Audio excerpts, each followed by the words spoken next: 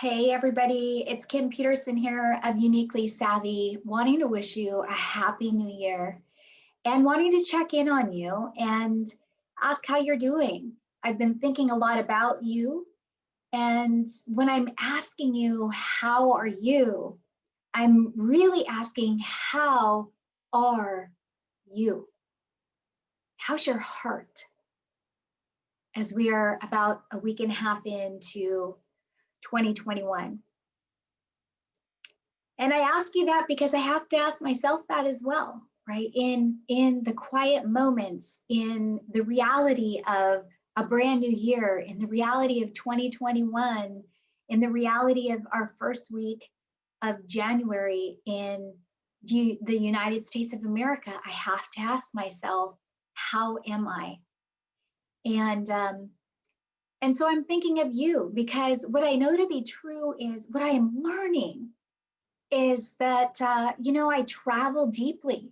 I travel this world deeply. And so when I think about myself and my clients, I'm also thinking about you and wondering really, how are you? But that said, I just want to share with you some thoughts to help you, to support you, to champion you, to be in service to you on your 2021 journey. As I think about the conversations I had with clients and with colleagues and folks that I journeyed with in 2020, we all have a unique story for how we walked through last year. We have had highs and we've had lows. We have had some wins and we've had some losses of loved ones, losses of relationship, losses professionally and otherwise.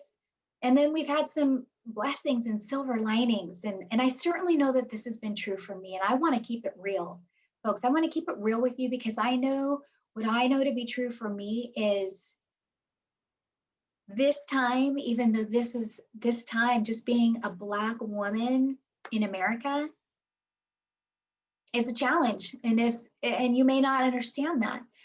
But I want you to know that I believe wholeheartedly, okay, this is my time, my life story, my professional experience, my personal experience, the adversity, the pain that led to, the healing and the overcoming has led for me to be my best self, not only for myself right now, but for you as my clients and my friends, whether we're talking about wardrobe, whether we're talking about, how to create more peace.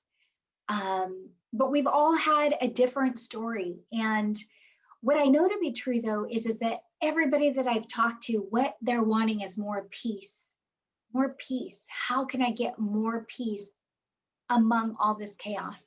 They want more self-confidence and confidence to know that they're going to get on the other side of this, personally and professionally. They want more happiness in their lives and more connection. And so this year in 2021, that's what we're going to be focusing on, is uniquely savvy. As the sign says behind me, is all about you. You are uniquely savvy. You are uniquely savvy. I am just here to be in service to your unique self, with your unique skills and talents and abilities, your unique mindset and psychology, and your unique complexities and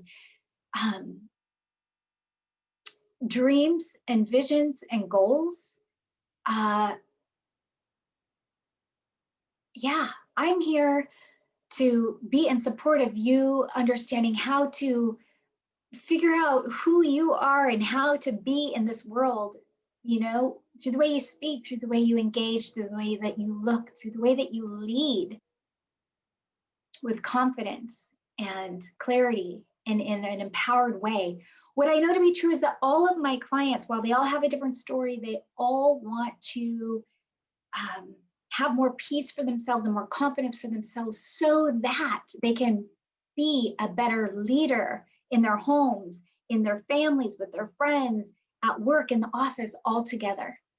So that's what we'll be talking about this year. And follow along with me on LinkedIn. That's where I'll be, or Instagram, maybe a little bit of Facebook, but I'm going to be intentional there. And then you'll see newsletter or two from me, once a week or maybe a couple times a month, to be in community with you, to be engaged with you, and to travel with you, mind, body, and soul. Mind, body, and soul. Because if one thing I know, it's not enough to just look good, folks. It's not enough just to look good and wear the right colors and to wear the latest trends. We need so much more than that. So I want to leave you with 3 tips. And a quick story is last year I was having a lot of anxiety. That's not true. Let me rephrase that. Last year, I was at the beginning of the pandemic, I woke up and I had a lot of this. And I thought, what is this coming from? Where is it coming from? Because I used to have a lot of anxiety. I used to be, just immobilized with anxiety and just in my head all the time and just worrying all the time, a lot of angst and debilitating depression. This was years ago. And I'm so grateful that that's not where I'm at now today, that it is the truth. And so I knew that what that was a physical indication that something internally and soulfully and mentally and emotionally wasn't quite right. So I thought, okay, I need to get to work on this. So I created this meme for myself, just red piece of fabric, and it says resilience, hope, and healing. And this, along with truth, became the plumb line for how I was going to walk out 2020, because I realized that we would never have another opportunity to replay 2020 again, that we would never be in a petri dish where we are poked and prodded and challenged in to answer the questions, well, who am I as a leader, as a woman? Who are you as a man, as a husband, as a wife? Who are you? And how do you want to show up? And what do you value? What are you willing to fight for? Those questions would be asked of us in the dark of the night, in the quiet moments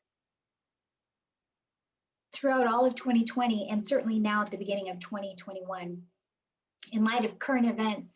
So I just want to share with you 3 things really quickly, and we'll continue on with these sorts of conversations throughout the year. But resilience, I knew that resilience is the ability to come back after a setback. And what I know to be true is if you want to build resiliency, if you want to have the ability to come back after these series of setbacks, you must live in truth, even when it hurts, because the truth will set you free. So we have to champion the truth. We have to advocate for the truth in our own lives, in our own families, in our careers, in the world around us.